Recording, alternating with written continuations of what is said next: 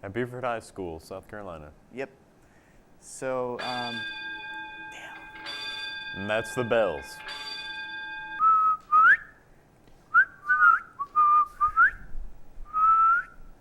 Skeet, scotch, scoot. I'm a footage man, and I'll ready? steal Stand the by. whole sovereign. Who are you guys?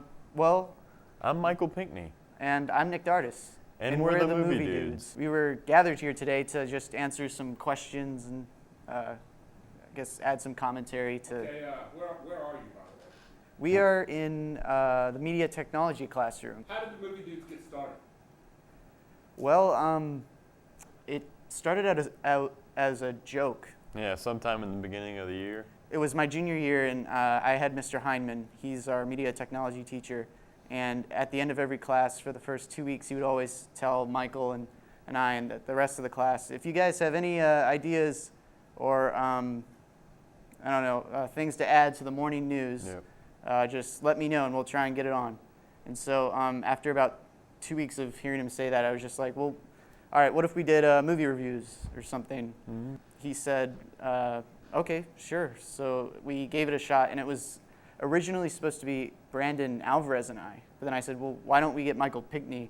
Because I know him, I've known him for a while now, and I think we'd go together a little bit better. He said, yeah, and it was just, I don't know, shot in the dark, I guess. What exactly do the movie dudes do?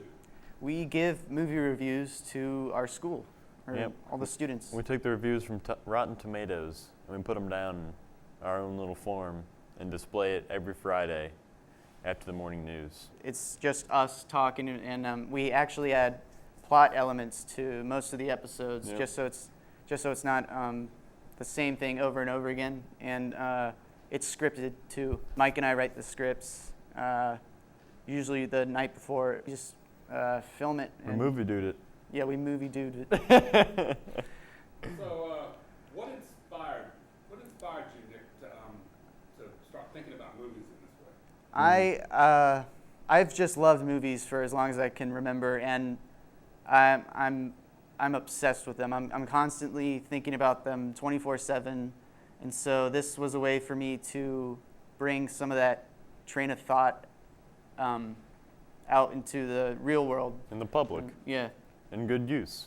It's just been a lot of fun, really. And when you have this much like creative freedom to just like say what's on your mind and everything, it really gets you through. I guess an average school day. It gives us something to look forward to. Yeah. Gives the kids hope. Hope. So, you guys have gotten rather popular at Yes. high school. Yes. Recognized in the hall. Multiple peoples. Yes, especially teachers. Yeah, teachers enjoy it. In a sort of infamous way. Can you share with us some of the incidents that you may have had? The most memorable one was, yes, it was very controversial, and we were like 10 or 15 episodes in, and and it was right after Thanksgiving break, and we decided to open our new episode up with a fat joke that revolved around coming back from Thanksgiving and gaining calories, I guess. Yes. And people did not react to that well, especially teachers. There was a whole email list to just a bunch of talk. And there was also an exclamation in that. Oh. Many exclamation. Okay, well. There was one in particular that lit up my email. At the end of the episode, there was, well, let me start off by saying there's some kids that have been smoking cigarettes or any kind of tobacco in the bathrooms. Not us. Yeah, and so as a joke, at the end of the episode, we were like, well, Nick and I are going to go smoke some cigarettes in the AC2 bathroom just to try to like make fun of the kids who were doing it, try to get them to stop. And they just didn't take it too kindly. If anything, this actually boosted our popularity up so high to where we had people's attentions, and I get whenever we came on again, they were like, "Oh, who are they going to offend this time?" Like, it actually gave me the idea to write an episode that had to do with censoring, and Yeah. Michael and I are basically tortured on screen for the first episode, first half of the episode, and we are kicked out. And so it really added a lot of plot elements to our twist to it. Even the principal came in and had to see it, yes. which made me laugh a little bit. It didn't make him laugh though. I don't think. Yeah, no. Well, right now we're working on the Movie Dudes movie. It's been so much fun just writing the script and putting a lot of effort into attempting to get it made, and which is why we're trying to do a Kickstarter right now Yeah. to afford some new camera and equipment. Why do you think people like it? I think, well, and Mr. Heineman has said it many times before. We're like a diversion, Yeah, sort of. yeah. It's just something new at the end of the week that kids can look forward to, and Yep. And they really do, too. They always say it. That's what they look forward to in the morning news. Because it's dull, and we spice it up like some Lowry seasoning.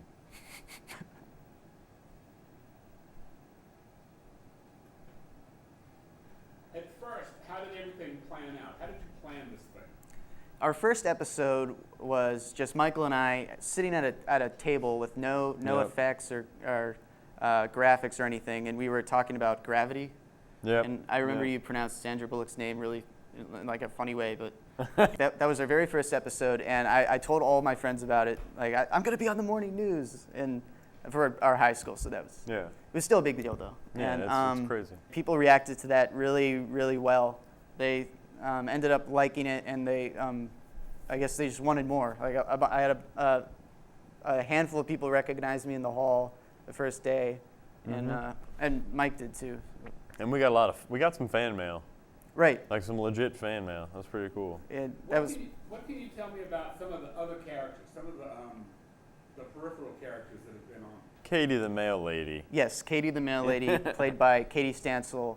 She's basically this, I guess, manic depressive mail lady who comes in every once in a while and delivers us our fan mail. And it's a very funny character, Yeah, and yeah. Katie plays her really well. So, Oh, yeah. and we also have Kevin, who is our antagonist, and he is the censor. He was our censor who Yeah. ends up kicking us out for offending many people who've been watching our show, and it turns into this giant story arc that's both ridiculous and just really, really fun. And Yeah, just a great time. Brandon, right? Brandon was Unnamed kid. Yeah. Brandon is our Fill-in guy. fill-in fan. Whenever Michael and I aren't here, he fills in for one of us, and he's obsessed with us, but we can't remember his first name. He's played by Brandon Alvarez, who was Yeah. initially supposed to be a movie dude, which is funny but Yeah. Ironic. ironic, yes.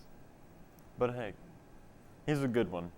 And we're proud to have everybody Yeah, that's in the crew. The boom operator, John, he's been on the show a couple of times, and he's great. He's been holding their boom over us for a while now. And He's done a great job, too. So to wrap up this interview, what do you want to tell your viewers? I want to tell Mike and I want to tell them that we love doing this, and we're just really grateful for the fact that you guys Yeah. enjoy us doing this, and it's just a lot of fun, and I think it'll give us a huge amount of experience for what Mike and I want to do with our lives. Yeah. And hopefully it'll work out in the end. That's Nick and us, and we're reporting from Buford High School. See you in the halls. Unless they don't go to school with us. Yeah. Goodbye.